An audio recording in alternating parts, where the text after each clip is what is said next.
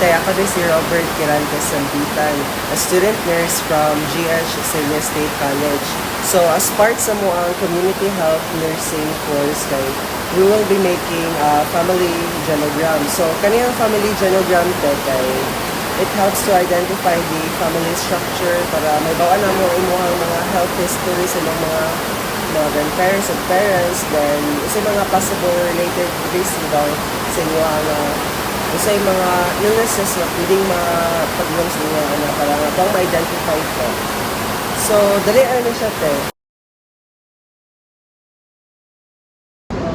First of all, sa inyo ang pabahasay. Isa yung isa yung pabahasay.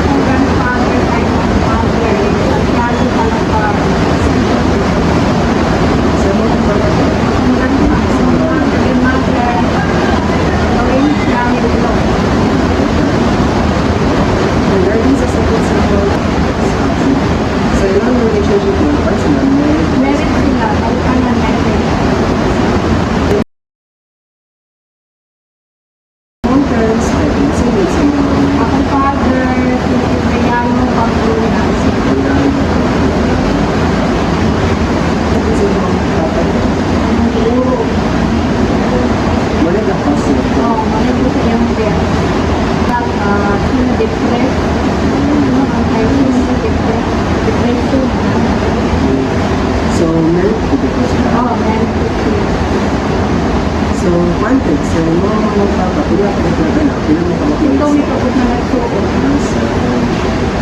Hindi na ko mapangayon. Okay. Ang pinamagpanan mo si Samuel Pamplona. Kadua si Teodora Pamplona. Katulo si Alberto Pamplona. Ikaw pa si Rosy Pamplona.